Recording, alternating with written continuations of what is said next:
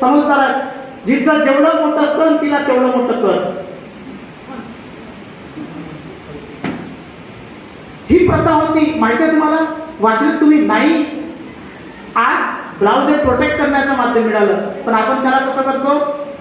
नाही, डीपनेक पाहिजे, बॅकनेक पाहिजे, डीपनेक पाहिजे. अरे काय करता तुम्ही? तुम्हाला समाजात वावरायचं, समाजात राहायचं आहे, ह्या गोष्टी कुठंतरी समजून घेणं गरजेचं आहे. तुम्हाला माहिती आहे, एक स्त्री ज्याला वाटलं हे चुकीचं आहे, त्यावेळेस त्या स्त्रियांनी कर मागायला आले. ती स्त्री अक्षरशः घरी गेली. ठीक आहे म्हणे, मी तुमचं कर देतो. दार बंद केलं, आपलं घरची सुरी घेतली, त्या सुरीने स्तन कापले आणि त्यांच्या हातात दिले. घ्या.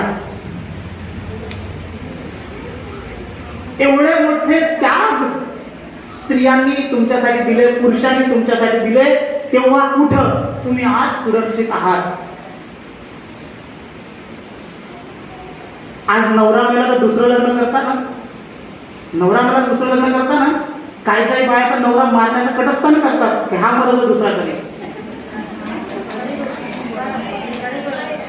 आहे ना?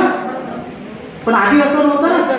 नवरा कसंही असे, दारुडा असे, मारणारा असे, पिटणारा असे, काही असे, तो मेला तर त्याच्यासोबत आपल्याला मरायचं होतं ना. आता ऑपरेशन जर करायचं असेल तर मेडिकल फील्डचे लोक आहेत, एनेस्थेशिया दिलं जातं जेणेकरून त्रास होऊ नये, त्याला भान राहू नये.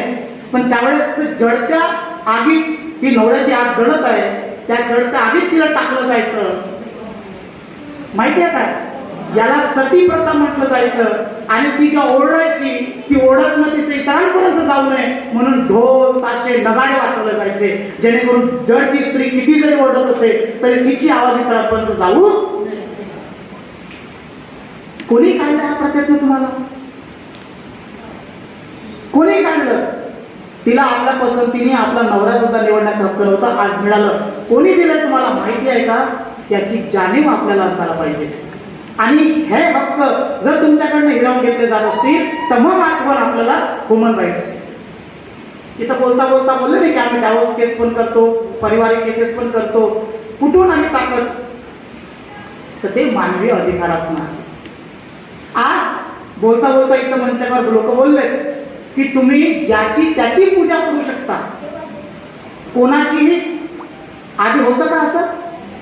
आधी होतं का असं? यांनी याचीच करायची, त्यांनी त्याचीच करायची, त्यांनी त्याचीच करायची. आज तसं आहे का? आज तुम्ही कोणाचीही पूजा करू शकता. एखाद्या देवाला तुम्ही तुमच्या घरी नेऊन 1 महिना पूजन पहा, फायदा मिळाला ठीक, नाही त्याला बदलून दुसरा देव तुम्ही आपल्या घरी आणू शकता. ही मुभा आहे की नाही? कशामुळे? तुमच्या अधिकारामुळे. आणि ते लिखित स्वरूप